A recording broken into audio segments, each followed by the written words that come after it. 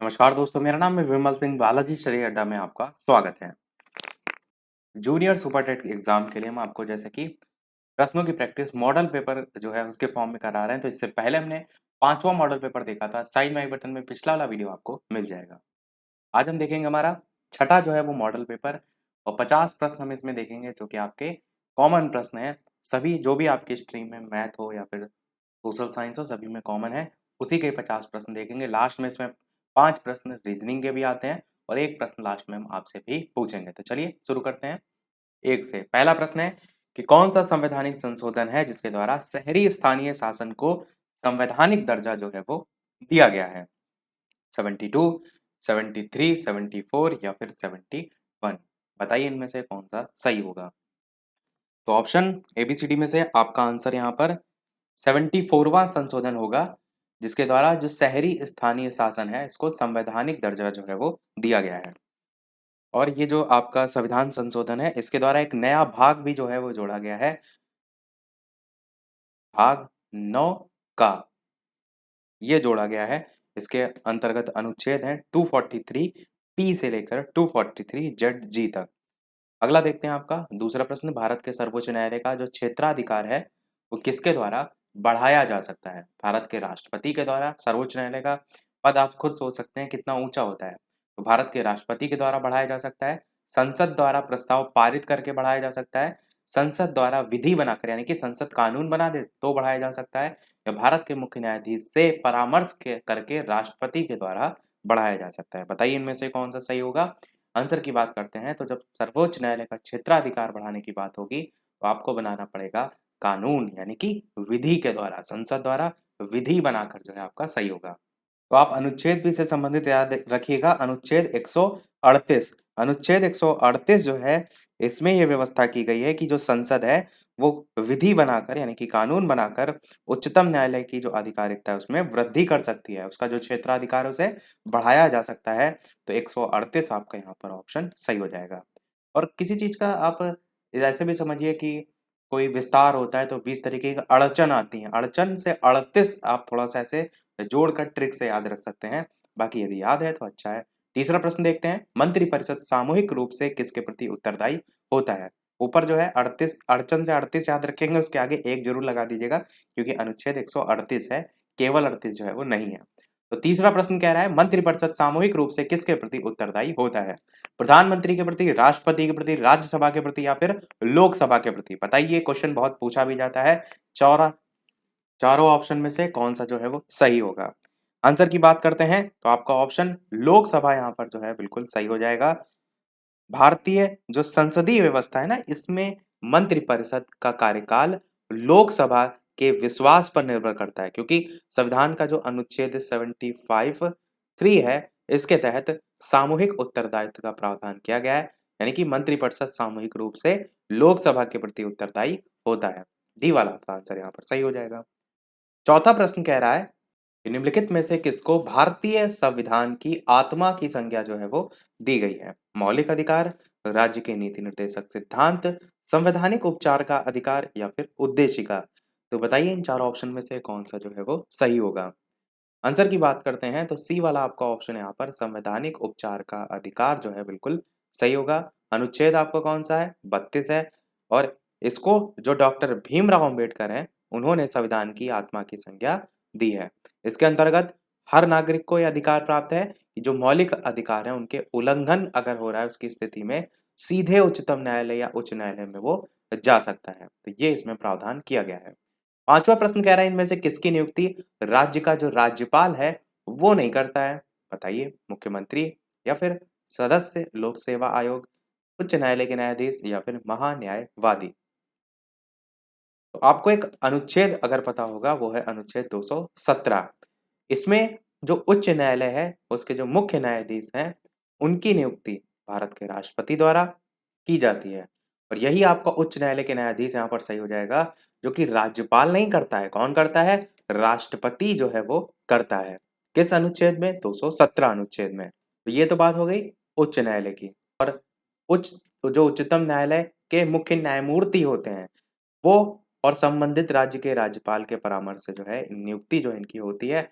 और जो अन्य न्यायाधीश होते हैं उनकी नियुक्ति वो भारत का राष्ट्रपति जो भी संबंधित राज्य के राज्यपाल होते हैं, संबंधित उच्च न्यायालय के मुख्य न्यायाधीश होते हैं, उनके परामर्श से जो है वो करता है। और बाकी जो ऑप्शन है ना, इनको भी ध्यान रखिएगा तीनों के। ये तीनों की नियुक्ति राज्यपाल जो है वो करता है। छठा प्रश्न है, निम्नलिखित में से किसके अंतर्गत भारतीय संविधान सभा का गठन जो है वो किया गया है? भारत सरकार अधिनियम 1935, क्रिप्स प्रस्ताव 1942, कैबिनेट मिशन योजना 1946 या फिर भारतीय स्वतंत्रता अधिनियम 1947। तो बताइए इन चार ऑप्शन में से कौन सा जो है वो सही होगा। आंसर की बात करते हैं तो सी वाला आपका ऑप्शन यहाँ पर कैबिनेट मिशन योजना 1946 जो है वो बिल्कुल सही होगा। जो भारतीय संविधान है उसका जो निर्माण है वो किसके द्वारा किया गया है? संविधान सभा के द्वारा किया गया है। और संविधान सभा का जो गठन है वो कैबिनेट मिशन योजना जो 1946 है उसके तहत किया गया है। और प्रश्न में वही पूछा गया था, संविधान सभा का गठन किसके अंतर्गत? तो कैबिनेट मिशन योजना 1946। संविधान सभा में कुल 389 सदस्य थे, जिनमें से 389 जो सदस्य थे, जिनमें से 292 सदस्य ऐसे थे जो कि ब्रिटिश भारत के गवर्नर के अधीन थे। 11 जो है वो प्रांतों से थे और 4 जो है वो चीफ कमिश्नर के अधीन थे। जो 4 प्रांत हैं, दिल्ली, अजमेर, मारवाड़ उसी का नाम है, और कुर्ग और ब्रिटिश बलूचिस्तान उससे भी थे। और सबसे लास्ट में 93 जो प्रतिनिधि थे वो देसी रियासतों से जो है वो लिए जाने थे। और जो प्रांतीय सभा थी उनके द्वारा प्रत्येक 10 लाख जनसंख्या में से एक सदस्य के अनुपात में जिसके सदस्य थे वो निर्वाचित हुए थे। सातवां प्रश्न है, भारतीय संसद में इनमें से कौन सम्मिलित है? राष्ट्रपति, लोकसभा, राज्यसभा, लोकसभा राज्यसभा प्रधानमंत्री, लोकसभा राज्यसभा एवं संसदीय कार्य मंत्री या फिर लोकसभा राज्यसभा एवं संसदीय सचिवालय। बहुत ही आसान सा प्रश्न है, पहला ही आपका सही हो जाएगा, यानी कि राष्ट्रपति, लोकसभा एवं राज्यसभा। संसद आपका किस अनुच्छेद में आता है? तो आप कहेंगे 79 अनुच्छेद में जो है वो आता है। उसके बाद आपका नंबर आता है राज्यसभा का, जो कि आपका इसके बाद 80 अनुच्छेद में आता है। और उसके बाद नंबर आता है आपका लोकसभा का, जो कि आपका 81 जो है वो नंबर आता है। ये क्या है नंबर? ये अनुच्छेद है आपके। एक छोटी सी ट्रिक भी होती है, वो है सरला। आप एक नाम याद रख सकते हैं, सरला। तो इससे भी आप याद रख सकते हैं, सा जो है इससे आपका हो जाएगा संसद, जो रा है इससे आपका हो जाएगा राज्यसभा, और जो ला है इससे हो जाएगा आपका लोकसभा। 79, 80, 81 तीनों आपको अनुच्छेद एक क्रम में याद हो जाएंगे। अगला देखते हैं आपका प्रश्न नंबर 8 की जनहित याचिका PIL कहाँ पर प्रस्तुत की जा सकती है? केवल भारत के सर्वोच्च न्यायालय में, केवल राज्यों के उच्च न्यायालय में, केंद्रीय प्रशासनिक प्राधिकरण में या फिर उच्च न्यायालय एवं सर्वोच्च न्यायालय दोनों में। तो बताइए इनमें से कौन सा सही होगा। आंसर की बात करते हैं तो आपका उच्च न्यायालय और सर्वोच्च न्यायालय दोनों में ही आपकी लोक हितवाद या जनहित याचिका जो है वो जारी की जा सकती है, या कह सकते हैं प्रस्तुत की जा सकती है। इसकी जो अवधारणा है लोक हितवाद या जनहित याचिका की, वो किसने दी थी? तो मुख्य न्यायमूर्ति थे जिनका नाम था PN भगवती, और न्यायमूर्ति थे BR कृष्णा अय्यर। उनके द्वारा इसकी जो अवधारणा है वो जो है वो दी गई थी। अब इसमें होता क्या है जनहित याचिका में, इस चीज को समझिए। जैसे कि कोई पर्टिकुलर पर्सन है, किसी चीज से पीड़ित है, बार बार कोशिश कर रहा है कि वो उस जो भी उसके संदर्भ में, जो भी चीज के संदर्भ में वो न्याय चाहता है उसे नहीं मिल रहा है, बार बार दौड़ रहा है, पैसा खर्च कर रहा है, या बहुत बार ऐसी स्थिति है कि आप किसी चीज के संदर्भ में जो है वो अपना जो पक्ष है वो रखना चाहते हैं पर आपके पास पैसे नहीं है। तो ये केवल स्थितियां मैं आपको बता रहा हूँ, बाकी स्थिति कोई भी हो सकती है। तो किसी भी स्थिति में अगर कोई व्यक्ति जो पीड़ित है न्यायालय में नहीं जा सकता है, तो पीड़ित और व्यक्ति के अलावा इस स्थिति में कोई अन्य व्यक्ति या कोई गैर सरकारी संगठन है, उसके पास यह अधिकार होता है कि वो पीड़ित व्यक्ति की ओर से न्याय की मांग कर सकता है। तो उसे कहते हैं जनहित याचिका। अगला प्रश्न देखते हैं, एक व्यक्ति पंचायत का चुनाव लड़ सकता है यदि उसने पूर्ण कर ली है 25 वर्ष की आयु, 30 वर्ष की आयु, 21 वर्ष की आयु या फिर 18 वर्ष की आयु। तो बताइए इनमें से कौन सा सही होगा। आंसर की बात करते हैं तो आप क्या कहेंगे, अगर 21 वर्ष की आयु पूरी कर ली है तो वो जो पंचायत का चुनाव है वो लड़ सकता है। 10 प्रश्न देखते हैं। संविधान का कौन-सा अनुच्छेद है, कौन-सा संशोधन है, अनुच्छेद नहीं, कौन-सा संविधान संशोधन है जिसके अंतर्गत अन्य पिछड़ा वर्ग को शिक्षण संस्थाओं में प्रवेश के लिए 27% का आरक्षण जो है वो दिया गया है? बहुत ही बढ़िया प्रश्न है। तो बताइए 92, 93, 94 या फिर 96? तो आंसर की बात करते हैं ऑप्शन एबीसीडी में से, तो आपका ऑप्शन यहाँ पर 93वां संशोधन, संविधान संशोधन अधिनियम सही हो जाएगा। 2003 सन आप याद रख सकते हैं। इसके द्वारा जो अन्य पिछड़ा वर्ग है, ओबीसी के जो कैंडिडेट हैं, उनको शिक्षण संस्थाओं में प्रवेश के लिए 27% आरक्षण की व्यवस्था जो है वो की गई है। 11 प्रश्न है, इनमें से किस राज्य ने सर्वप्रथम लोकायुक्त संस्था की स्थापना जो है वो की?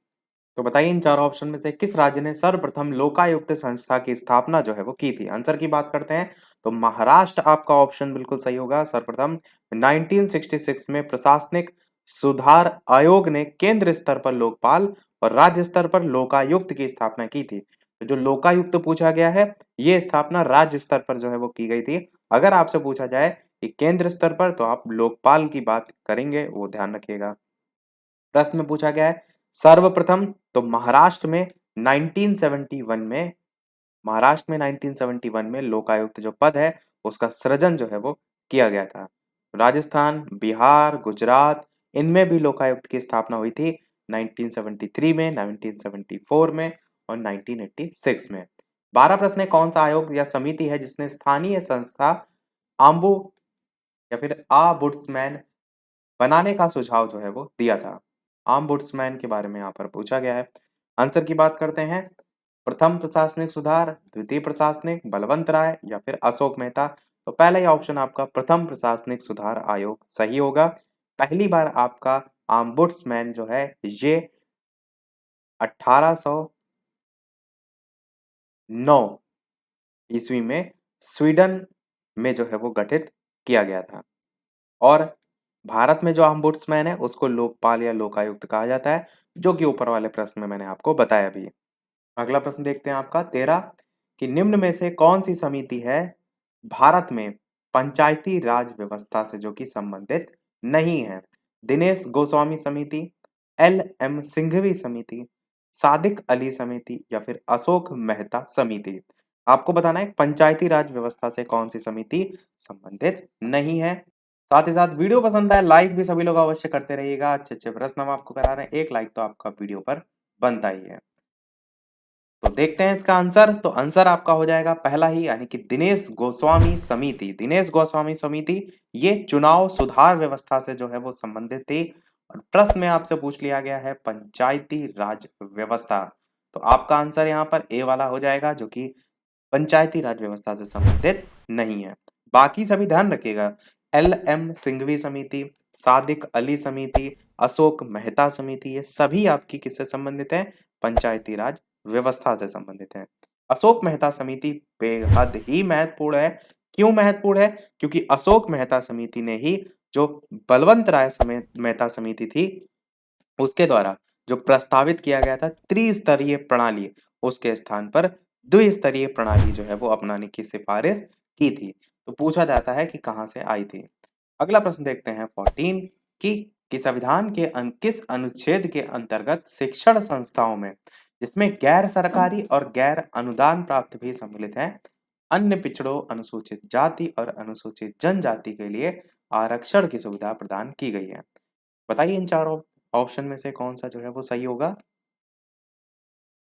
आंसर की बात करते हैं तो बी वाला ऑप्शन यहाँ पर अनुच्छेद 15(5) ये जो है आपका सही होगा। इसमें आपका ये अनुच्छेद जो है वो ध्यान रखिएगा। अगला प्रश्न है 15, कि 86वें संविधान संशोधन के द्वारा प्रस्तावित शिक्षा का अधिकार किस वर्ष से लागू किया गया?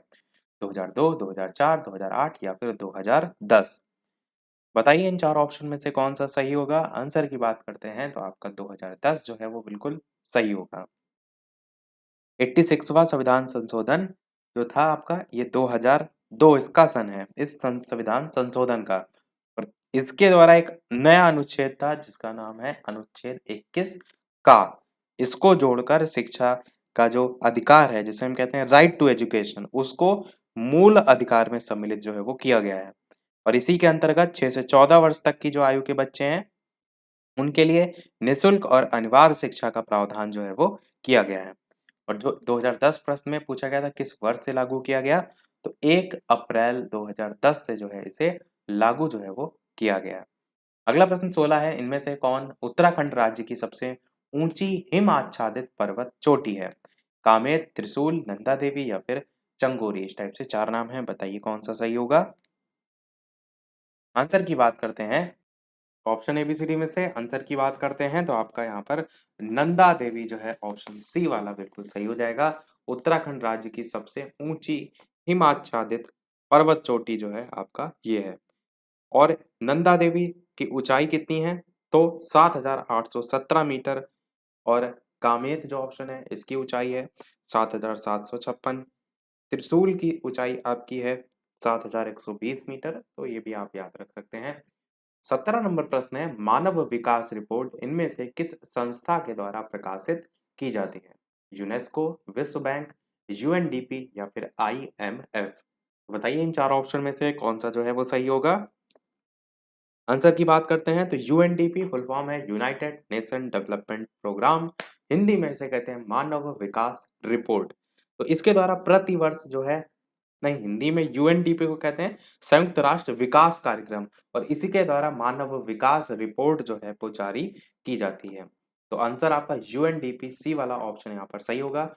हिंदी में फुल फॉर्म इसकी है संयुक्त राष्ट्र विकास कार्यक्रम, और इंग्लिश में है यूनाइटेड नेशन डेवलपमेंट प्रोग्राम। ये जो रिपोर्ट जारी करता है ना मानव विकास रिपोर्ट की, ये विभिन्न भागों में जो मानव विकास की स्थिति कैसी है उसका आकलन करने के लिए जो है वो जारी की जाती है। और इसमें शिक्षा, स्वास्थ्य और आय, ये मेन आपको 3 आयाम देखने को मिलते हैं। अगला प्रश्न देखते हैं 18, निम्नलिखित में से विश्व बैंक की कौन सी संबद्ध संस्था विश्व के निर्धनतम राष्ट्र हैं उनको गरीबी उन्मूलन हेतु सहायता प्रदान करती है? अंतर्राष्ट्रीय वित्त निगम, अंतर्राष्ट्रीय विकास संघ, बहुपक्षीय निवेश गारंटी एजेंसी या फिर अंतर्राष्ट्रीय मौद्रिक कोष।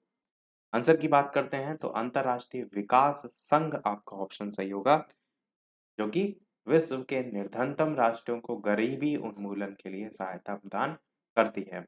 19 प्रश्न आपका है, इनमें से कौन सा राज्य भारतवर्ष में रबर की खेती के लिए प्रसिद्ध है? कर्नाटक, उड़ीसा, आंध्र प्रदेश या फिर केरल। तो बताइए इन 4 ऑप्शन में से कौन सा सही होगा। आंसर की बात करते हैं तो केरल आपका ऑप्शन सही होगा।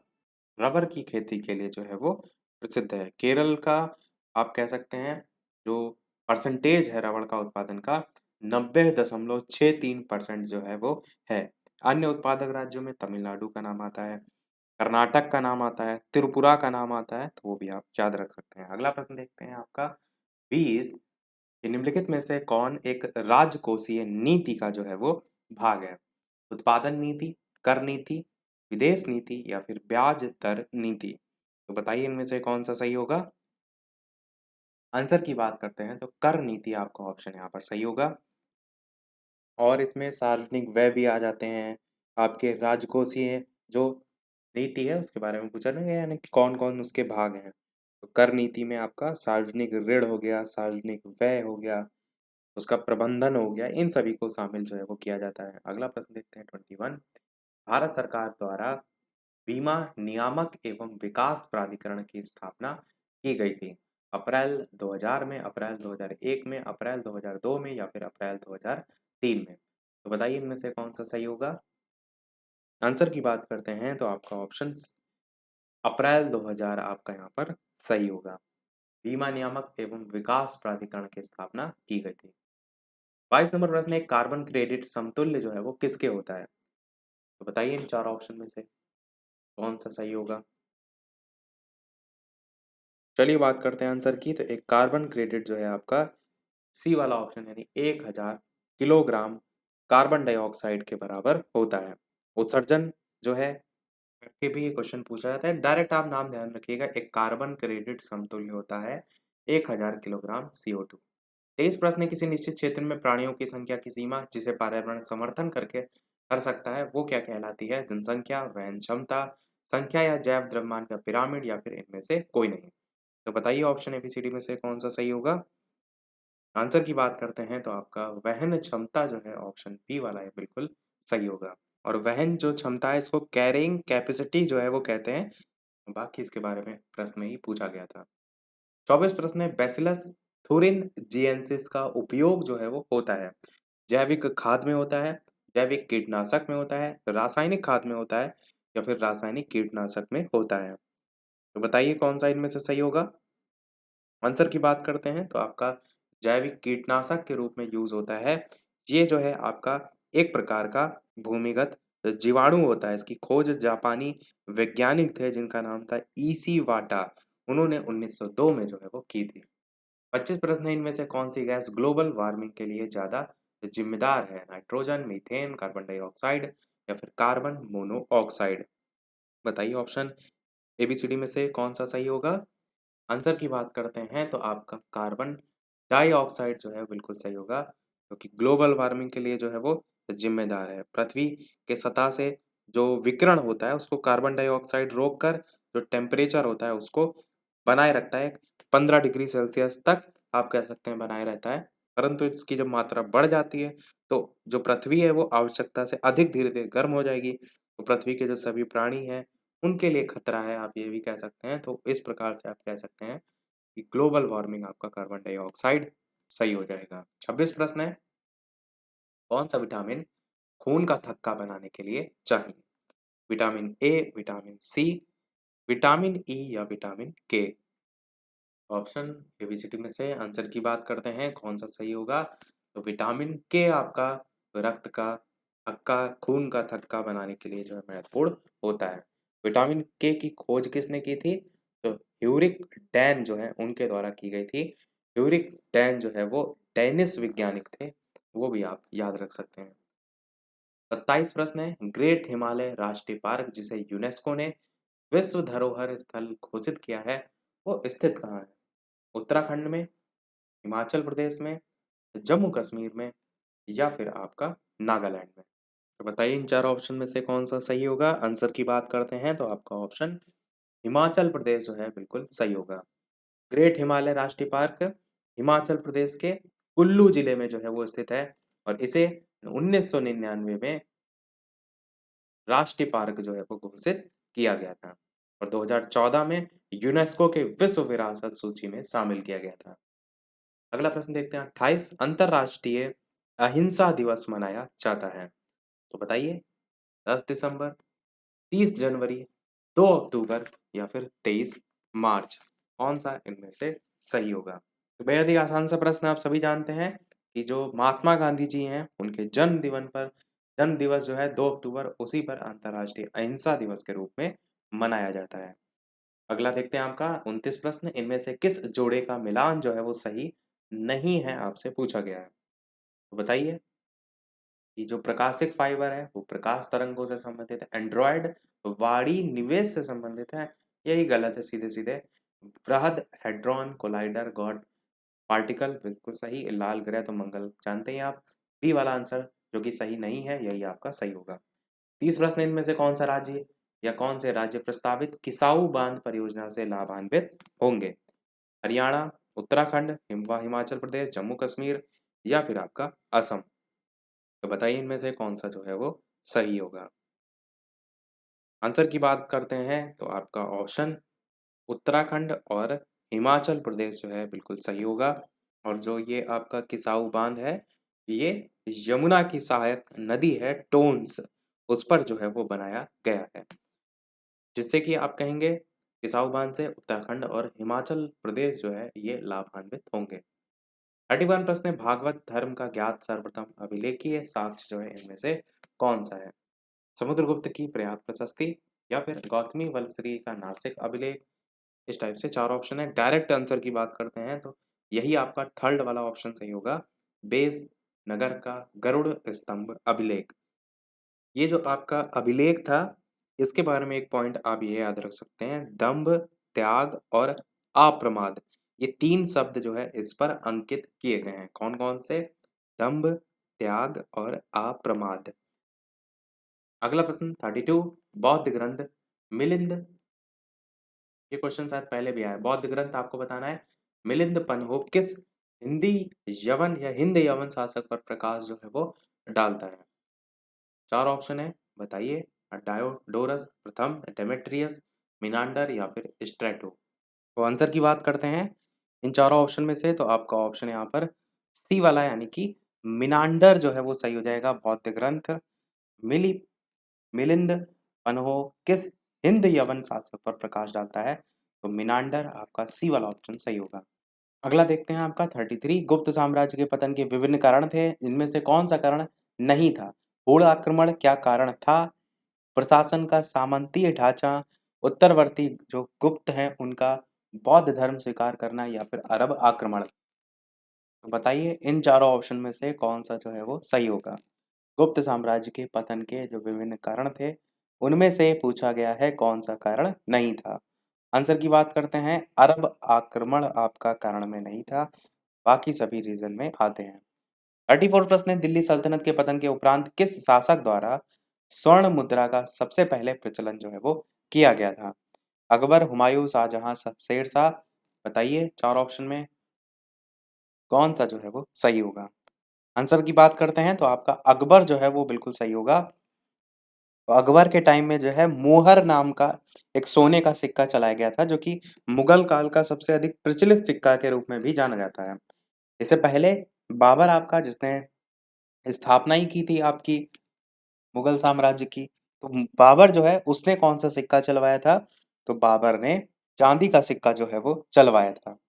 इसके अलावा शेरशाह ने तो शेरशाह ने शुद्ध चांदी के सिक्के जो है वो चलवाए थे, जिसे रुपया जो है वो कहा जाता था। 35 प्रश्न है, निम्नलिखित जो स्मारक हैं उनको उनसे संबंधित जो शासक हैं उससे आपको सुमेलित करना है और बताना है कि नीचे जो उत्तर दे रखे हैं वो कौन से जो है वो सही हैं। तो दोहरा गुंबद या फिर अगर आप गोल गुंबद ही देखिए, ये सबसे ज़्यादा फेमस है। किससे संबंधित है? मोहम्मद आदिल शाह से जो है संबंधित है। मोहम्मद आदिल शाह का जो मकबरा है गोल गुंबद, वो विश्व प्रसिद्ध है। और शेरशाह वाला जो है ये भी आप जानते हैं, शेरशाह का कौन सा है? तो आपका सासाराम में जो है वो शेरशाह का मकबरा है, और नाम अष्टभुजीय मकबरा जो है ये वाला सही हो जाएगा। तो देखिए बी का जो है वो कौन सा है? आपका पहला है। बी का पहला देखिए किसमें है? तो केवल बी वाला ऑप्शन में है, बाकी किसी में है भी नहीं। ए का फोर्थ है, बी का फर्स्ट है, सी का थर्ड है और डी का सेकंड। ए का जो है वो फोर्थ है, यानी कि जो दोहरा गुंबद है ये आपका सिकंदर लोदी जो है उससे मैच हो जाएगा। इसके अलावा जो आपका बी वाला है फर्स्ट, वो हमने बता दिया आपको। सी का जो है वो थर्ड है, यानी सत्य मेहराबी मकबरा जो है ये आपका बलबन से जो है वो संबंधित है। बाकी हमने मैच कर लिए, तो इस टाइप से आपका जो है यहाँ पर हो जाएगा। एक बार फिर से सभी बता देते हैं, जो दोहरा गुंबद है वो सिकंदर लोदी से मैच हो जाएगा। अष्टभुजीय मकबरा ये आपका शेरशाह से मैच हो जाएगा। सत्य मेहराबी मकबरा बलबन से मैच हो जाएगा। और गोल गुंबद जो है वो मोहम्मद आदिल शाह जो है उससे मैच हो जाएगा। अगला देखते हैं आपका 36 प्रश्न, कि महात्मा गांधी से संबद्ध निम्नलिखित आश्रमों में कौन सा सबसे पुराना है? साबरमती, फिनिक्स, वर्धा या फिर सदाकत? 4 ऑप्शन है, बताइए कौन सा सही होगा? आंसर की बात करते हैं तो आपका ऑप्शन बी वाला यहाँ पर फिनिक्स जो लिखा हुआ है ये आपका सही होगा। गांधी जी जो थे वो 1893 ईस्वी में पहली बार गुजराती व्यापारी दादा अब्दुल्ला एंड कंपनी जो थे उनका मुकदमा लड़ने के लिए दक्षिण अफ्रीका गए थे। और साथ ही साथ इन्होंने इंडियन ओपिनियन नाम का एक अखबार भी निकालना प्रारंभ किया था। तो जो इंडियन ओपिनियन आपका अखबार निकलता था उस जगह का नाम था फिनिक्स आश्रम। तो ये जो है 1904 में जो है अस्तित्व में आया था। अगला देखते हैं 37 प्रश्न, ईस्ट इंडिया कंपनी द्वारा स्थापित उच्चतम न्यायालय के प्रथम मुख्य न्यायाधीश कौन थे? एलिजा इम्पे या फिर कोर्टनी इल्बर्ट या फिर फिलिप फ्रांसिस या इनमें से कोई नहीं? आंसर की बात करते हैं तो ईस्ट इंडिया कंपनी द्वारा स्थापित ए वाला आपका ऑप्शन सही होगा। तो लॉर्ड लॉर्ड नहीं, वॉरेन हेस्टिंग्स जो थे उनके काल में रेगुलेटिंग एक्ट आया था 1773 में, जिसके तहत क्या हुआ था, कलकत्ता में एक उच्चतम न्यायालय की स्थापना की गई थी और उसी के मुख्य न्यायाधीश थे एलिजा इम्पे। तो तो यही पूछा गया था प्रश्न में। उच्चतम न्यायालय के प्रथम मुख्य न्यायाधीश ईस्ट इंडिया कंपनी द्वारा, तो एलिजा इम्पे आपका सही होगा। 38 प्रश्न आपका पूछा बहुत जाता है, महत्वपूर्ण प्रश्न है। सत्य शोधक समाज की स्थापना किसने की थी? बी आर अम्बेडकर, संतराम, ज्योतिबा फूले या फिर भास्कर राव जाधव। बताइए इनमें से कौन सा जो है वो सही होगा। आंसर की बात करते हैं तो आपका ऑप्शन सी वाला यहाँ पर यानी कि ज्योतिबा फूले जो है वो सही होगा। सत्यशोधक समाज की स्थापना ज्योतिबा फूले ने तो की थी, पर कब की थी? तो 1873 ईस्वी में जो है वो की गई थी। और ये जो है आंदोलन दलितों और निम्न जाति के जो लोग थे उनके कल्याण के लिए जो है वो चलाया गया था। अगला देखते हैं आपका 39 प्रश्न। गोविंद घाट किन नदियों के संगम पर जो है वो स्थित है? अलकनंदा एवं भागीरथी, अलकनंदा एवं खीरोगांड या फिर अलकनंदा एवं लक्ष्मण गंगा या फिर अलकनंदा एवं धौली गंगा। साथ ही साथ वीडियो को लाइक और शेयर भी अवश्य करते रहिएगा और लोग साथ, ताकि मुझे भी मोटिवेशन मिलता रहे आपके एक लाइक से। तो सभी लोग वीडियो को लाइक और शेयर भी अवश्य करते रहिएगा। आंसर की बात करते हैं, सी वाला ऑप्शन आपका अलकनंदा एवं लक्ष्मण गंगा जो है वो सही हो जाएगा। और जो अलकनंदा है इसमें सबसे पहले लक्ष्मण गंगा या फिर हेमगंगा या फिर पूर्णावती नदी वो जो है वो मिलती है, और इन्हीं नदियों के संगम स्थल पर आपका जो गोविंद घाट है ये जो है वो स्थित है। यही आपसे प्रश्न में पूछा गया था। 40 प्रश्न इनमें से कौन सुमेलित नहीं है? एक तरफ जयमंडल आरक्षित क्षेत्र दे रखे हैं और दूसरी तरफ उनसे संबंधित राज्य दे रखे हैं। तो बताइए कौन सा यहाँ पर सही नहीं है? तो सिमलीपाल आपका उड़ीसा में है, बिल्कुल आपका सही है, ध्यान रखिएगा इसको। नोकरेक आपका मेघालय में है, बिल्कुल आपका सही है। अगस्तमलाई केरल में है, ये आप कहेंगे बिल्कुल सही है। और जो कंचनजंगा है ये आपका हिमाचल प्रदेश में नहीं है, ये कंचनजंगा आपका कहाँ स्थित है? तो आप कहेंगे सिक्किम में जो है वो स्थित है। इसलिए डी वाला आपका ऑप्शन सही हो जाएगा। प्रश्न में आपको सुमेलित नहीं है वही जो है वो छांटना था। अगला प्रश्न देखते हैं आपका 41। निम्नलिखित में से कौन सी नदी सरदार सरोवर जो परियोजना है उससे जो है वो संबंधित है? नर्मदा, ताप्ती, गोदावरी या फिर कावेरी। बताइए इन चार ऑप्शन में से कौन सा सही होगा। सरदार सरोवर परियोजना किससे जो है वो संबंधित है? आंसर की बात करते हैं तो आपका नर्मदा नदी जो है बिल्कुल सही होगा। सरदार सरोवर जो परियोजना है वो आपकी महाराष्ट्र, मध्य प्रदेश, महाराष्ट्र, गुजरात और राजस्थान इनकी संयुक्त परियोजना के रूप में जो है वो जानी जाती है। और इसको गुजरात के जो भड़ौच जिला है उसमें नवगांव के निकट नर्मदा नदी पर बनाया गया है। अगर बात करें कितने क्षेत्र में सिंचाई होती है तो 17.92 लाख हेक्टेयर भूमि की सिंचाई जो है वो होती है। 42 प्रश्न है, निम्नलिखित में से कौन सी नदी गंगा नदी में बाएं से जो है वो नहीं मिलती है? गोमती, घाघरा, कोसी या फिर सोन। बताइए इनमें से कौन सा जो है वो सही होगा। आंसर की बात करते हैं तो सोन नदी आपका ऑप्शन बिल्कुल सही हो जाएगा। मैप में अगर इस चीज को आप पढ़ेंगे तो और बेहतर आपको समझ में आएगा। जो गंगा नदी है कुछ इस टाइप से जैसे बह रही है, तो जो उसका बाहिना बायां तरफ होता है ना वहां से कौन कौन सी नदियां हैं? तो उसमें आपकी राम गंगा नदी होती है, उसमें आपकी गोमती नदी होती है, उसमें आपकी घाघरा नदी होती है, उसमें आपकी गंडक नदियां होती हैं, उसमें कोसी नदी भी होती है, महानंदा नदी भी होती है। पर अगर जब बात करी जाए दाई ओर से, तो दाई ओर में आपकी सोन नदी होती है जो कि आंसर यहाँ है। उसके अलावा यहाँ पर टोन्स भी होती है, उसके अलावा यमुना नदी भी होती है। अब यमुना की अपनी अलग सहायक नदियां हैं, चंबल, बेतवा, केन, तो वो आपको अलग पता होना चाहिए। अगला देखते हैं 43 प्रश्न। 1946 में स्थापित संयुक्त राष्ट्र मानवाधिकार आयोग के सदस्य के रूप में सम्मिलित प्रथम भारतीय कौन थे? श्रीमती सरोजनी नायडू, श्रीमती हंसा मेहता, श्रीमती विजया लक्ष्मी पंडित या फिर इनमें से कोई नहीं। बताइए इन चार ऑप्शन में से कौन सा सही होगा। आंसर की बात करते हैं इन चार ऑप्शन में से, तो आपका ऑप्शन श्रीमती हंसा मेहता जो है यहाँ पर सही हो जाएगा। 4 प्रश्न है 44 कि भारत में मानवाधिकार संरक्षण अधिनियम जो है वो कब लागू हुआ था? बताइए 1990 यानी 1990, 91, 92, 93, इस टाइप से चार ऑप्शन दे रखे हैं। आंसर की बात करते हैं ऑप्शन एबीसीडी में से, तो 1993 आपका यहाँ पर बिल्कुल सही होगा, मानवाधिकार संरक्षण अधिनियम। अगला प्रश्न आपका है 45 की दक्षिण एशियाई क्षेत्रीय सहयोग संगठन यानी कि सार्क की स्थापना कब हुई थी? 1984 में, या फिर 1987 में, या फिर 1985 में, या फिर 1989 में? तो बताइए इन चार ऑप्शन में से कौन सा जो है वो सही होगा।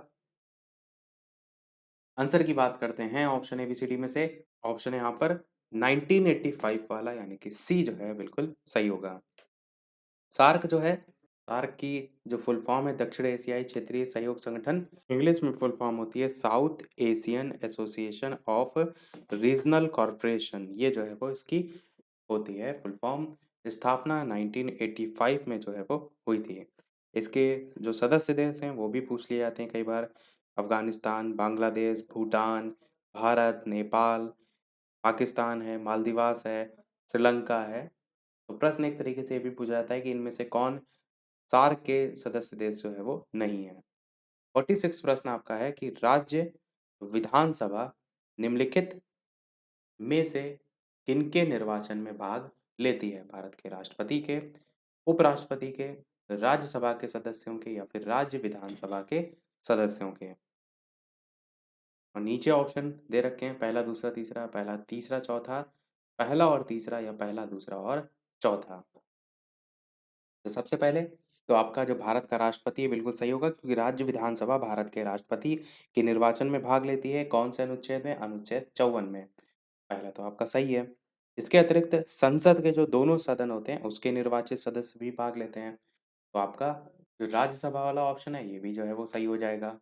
राज्य विधान परिषद के जो सदस्य हैं वो भी इसमें आते हैं। भारत का उपराष्ट्रपति ये जो है आपका कट जाएगा। तो आपका यहाँ पर पहला, तीसरा और चौथा जो है वो सही होगा, यानी कि बी वाला ऑप्शन यहाँ पर जो है बिल्कुल सही हो जाएगा। 47 प्रश्न आपका है, इनमें से कौन भारत के राज्यों का उनके क्षेत्रफल के अवरोही क्रम, अवरोही मतलब बड़े से छोटे क्रम में आपको बताना है, सही क्रम जो है वो कौन सा है?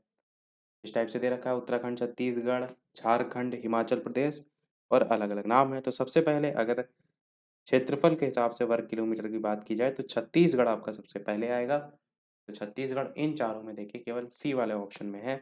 तो बाकी ऑप्शन देखने की आवश्यकता भी आपको नहीं है। छत्तीसगढ़ के बाद आएगा झारखंड, फिर आएगा हिमाचल प्रदेश और सबसे लास्ट में आएगा आपका उत्तराखंड। ये आपका सही क्रम हो जाएगा क्षेत्रफल के हिसाब से जब बात की जाएगी राज्यों की। तो ये 47 प्रश्न है। 48 प्रश्न आपके रीजनिंग के जो है वो स्टार्ट हो रहे हैं। इसमें 2 कथन दिए होंगे, उसके संदर्भ में निष्कर्ष दिए होंगे और नीचे आपसे पूछा जाएगा कि कौन-सा जो है वो लागू हो रहा है। कथन कह रहा है सभी बक्से जो है वो बेंचें हैं। तो आप क्या कर लीजिए, जो बक्से हैं उनको बना लीजिए। बक्से मतलब बक्सा नहीं बनाना है, केवल आपको इस टाइप से गोले में जो है वो दर्शाना है। तो ये जो है आपका बक्सा हो गया। फिर कह रहा है सभी जो बक्से हैं वो बेंच हैं, तो सभी बक्से हैं ना आपके, सभी बक्से आ जाएंगे किसमें? बेंच में। बक्सा को केवल बा लिखा है, बेंच को हमने पूरा लिख दिया है। फिर कह रहा है सभी जो बक्से हैं वो कुर्सियां हैं, यानी जो सभी बक्से हैं वो आपकी कुर्सियां भी हैं, यानी कि ये पूरा आपका जो है इसके अंतर्गत भी आ जाएगा और सबसे बाहर आपका आ जाएगा कुर्सियां। इस टाइप से इसका चित्र जो है वो बनेगा। अब प्रश्न में निष्कर्ष कह रहा है सबसे पहला, क्या सभी बेंचें कुर्सियां हैं? तो आप देखेंगे जो सभी बेंचें हैं वो क्या कुर्सियां हैं? तो बिल्कुल हैं। परंतु जो दूसरा वाला यहाँ पर कथन कह रहा है उसके अनुसार गलत हो जाएगा, क्योंकि ये चीज जो इन्होंने सेकंड वाली लाइन में कही है सभी बक्से कुर्सियां हैं, तो इनमें केवल बक्सों की बात की गई है, बेंच की बात तो की नहीं गई है। तो अगर आप इसका चित्र कुछ दूसरे तरीके से भी बनाएं, यहाँ तो मैंने नॉर्मल बना दिया है, तो आप कुछ इस टाइप से भी बना सकते हैं। तो रब करते हैं। तो सबसे छोटा जो गोला होगा वो आपका बेंच का हो जाएगा। सभी बेंच जो बक्से हैं वो बेंच है ना, तो ये सबसे पहला वाला जो हमने बक्से का बना दिया, और सभी जो बक्से हैं वो आपकी क्या हैं? बेंच है, उसको हमने बीई लिख दिया यानी कि बेंच। और सभी बक्से कुर्सियां हैं, तो अब इन बक्सों की बात की गई है ना, तो इसलिए हम क्या करेंगे, इन बक्सों को लेकर के जो है वो अलग जगह कुर्सी जो है वो इस टाइप से दर्शाएंगे। तो अब आप समझेंगे पहले वाले निष्कर्ष को और क्लियर तरीके से। कह रहा है सभी बेंचें कुर्सियां हैं, ये वाली जो सबसे सेंटर में आप देख रहे हैं ये आपके बक्से हैं और यहाँ पर बेंचें यहाँ तक हैं। तो क्या सभी जो आपकी बेंचें हैं वो कुर्सियां हैं? आप कहेंगे बिल्कुल नहीं, वो तो केवल बक्से तक की बात की जा रही है, इतना हिस्सा तो खाली। क्लियर नहीं किया गया, ऐसा नहीं कि हो नहीं सकता, पर क्लियर नहीं किया गया तो पहला क्वेश्चन यहाँ पर कट जाएगा। फिर कह रहा है सभी जो बेंचे हैं वो बक्से हैं। ये जो है आपकी सभी जो बेंचे हैं, क्या ये बक्से हैं? तो ये भी नहीं है। इसका तो कुछ हिस्सा है ना, तो ये भी कट जाएगा। फिर आपका कह रहा है कुछ जो बेंचे हैं वो कुर्सियाँ हैं। ये जो बेंचे हैं कुछ जो हैं ये कुर्सियाँ हैं, तो कुछ है आपका बिल्कुल सही है। फिर कह रहा है कि कुछ कुर्सियाँ बक्से हैं, तो ये आपके कुछ कुर्सियाँ हैं और ये क्या हैं? कुछ बक्से हैं, बिल्कुल है। तो आपका चौथा वाला भी सही है, यानी आंसर आपका यहाँ पर तीसरा और चौथा लागू है। डी वाला जो है बिल्कुल सही हो जाएगा। देखते हैं हमारा इस वीडियो का सेकंड लास्ट प्रश्न। लास्ट प्रश्न इसके बाद होगा हमारा, और एक प्रश्न हम लास्ट में आपसे भी पूछेंगे।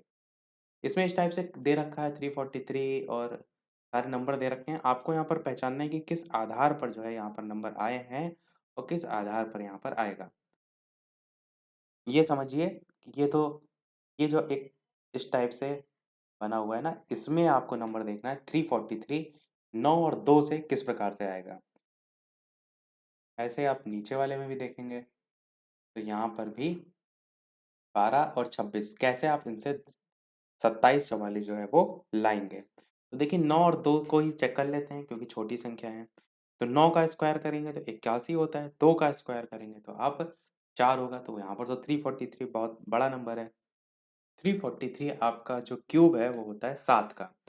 9 और 2 से आप कैसे 7 ला सकते हैं? बिल्कुल घटाकर। तो आप ऐसा कर सकते हैं कि जो नंबर दे रखे हैं इनको आपस में जो है वो घटा दें और जो भी मान आपका आए उसका जो है वो क्यूब कर दें, तो अंदर वाला मान 343 आपको प्राप्त हो जाएगा। सेम चीज़ 26 और 12 में भी आप करेंगे। तो 26 और 12 को आप जब घटाएँगे तो आपका जो मान है वो प्राप्त होगा 14, और 14 का फिर जब क्यूब आप करेंगे तब आपको प्राप्त होगा 27 44, क्योंकि 14 गुणे 14 होता है 196, और एक और बार 14 गुणा करेंगे तो 27 44 आ जाएगा। तो क्रम आपको समझ में आ गया। अब यहाँ पर कैसे करना है? 22 को 10 से घटाएँगे तो आपका आएगा 12, और 12 का क्यूब करेंगे, स्क्वायर ना करने की गलती करिएगा। तो 12 गुणे 12 होता है 144, और एक और बार 12 से गुणा करेंगे तो 17 28 आपका यहाँ पर आएगा आंसर। और देखते हैं ऑप्शन किस में है, तो बी वाले में यहाँ पर 17 28 दे रखा है। अब देख रीजनिंग का और इस वीडियो का भी लास्ट प्रश्न है, इसको देखेंगे और एक प्रश्न लास्ट में हम आपसे भी जो है वो पूछेंगे। इस प्रश्न को देखने से पहले वीडियो अभी तक आपने लाइक ना किया हो, सभी लोग वीडियो को लाइक भी करते रहिएगा। चैनल पर नए हो सब्सक्राइब करके भी जुड़ जाइएगा। टेलीग्राम चैनल से जो भी ना जुड़े हो, लिंक आपको डिस्क्रिप्शन में मिल जाएगी। बालाजी स्टडी अड्डा सर्च करके भी टेलीग्राम चैनल से जुड़ सकते हैं। 50 नंबर प्रश्न आपका है। एक नाम लिखा हुआ है, कोई भी नाम है, कंचन करके लिखा है। ये लिखा है उत्तर दिशा में जो है 21 किलोमीटर गया, तो इसके लिए आपको क्या चाहिए होगा? चित्र बनाना होगा। जैसे जैसे लिखा है वैसे वैसे बनाते जाते हैं। उत्तर दिशा में 21 किलोमीटर गया तो इस टाइप से गया और 21 किलोमीटर हो गया। ठीक है। फिर कह रहा है दाएं मुड़ा 17 किलोमीटर, तो दाएं मुड़ा और कितना? 17 किलोमीटर। फिर से दाएं मुड़ा और कहाँ गया? 10 किलोमीटर, तो यहाँ पर आपका 10 किलोमीटर हो गया। अब पूछ रहा है अपने प्रस्थान जो बिंदु था उससे किस दिशा में है। क्लियर आपको दिख रहा है कि जहां पर ये था पहले, पूछ रहा है ना कि प्रस्थान बिंदु से किस दिशा में है। ये नहीं कह रहा है कि अब कहाँ पर है। जहां से वो चला था वहां से, तो जहां से चला है उसका देखिए उत्तर है, उत्तरी भाग भी है और साथ ही साथ इस तरफ आ रहा है ना दाहिना हाथ, यानी कि पूर्वी तरफ है। उत्तर दक्षिण पश्चिम पूर्व होता है ना आपका, पश्चिम इधर पूर्व इधर, इस तरफ कौन सा है? पूर्व दिशा है। और साथ ही साथ यहाँ तक तो गया नहीं क्योंकि गया तो 21 था। थोड़ा अगर इसको आप ऐसे लंबा बनाइए, गया तो 21 था पर लौट के केवल 10 ही आया, तो आपकी ये दिशा जो है वो उत्तर पूर्व की दिशा हो जाएगी। बी वाला आपका आंसर यहाँ पर सही हो जाएगा। तो सभी प्रश्न हुए हमारे समाप्त। अब एक प्रश्न आपके लिए भी, जैसा कि सभी वीडियो में हम आपसे एक न एक प्रश्न पूछते हैं, तो इस वीडियो का आपके लिए प्रश्न है जिसका आंसर वीडियो के मेन कमेंट में टाइप करके आपको बताना है कि भारतीय सर्वेक्षण विभाग यानी कि सर्वे ऑफ इंडिया का मुख्यालय जो है वो कहाँ स्थित है। ए ऑप्शन है चंडीगढ़, बी ऑप्शन है हैदराबाद, सी ऑप्शन है देहरादून और डी ऑप्शन है नई दिल्ली। तो अपना आंसर वीडियो के मेन कमेंट में टाइप करके बताइएगा। लाइव टाइमिंग है शाम के 8 बजे, तो लाइव आकर भी वीडियो आप देख सकते हैं, प्रश्नों की प्रैक्टिस जो है वो कर सकते हैं। तो मिलते हैं चलिए फिर अगले वीडियो में कुछ नए प्रश्नों के साथ, नए टॉपिक के साथ। और एडमिट कार्ड आपका जो है मैंने सुबह ही बता दिया था कि अपराह्न जो है आज आपको देखने को मिल जाएगा, तो एडमिट कार्ड आप अपना देख सकेंगे। मिलते हैं चलिए अगले वीडियो में, तब तक के लिए नमस्कार, जय हिंद।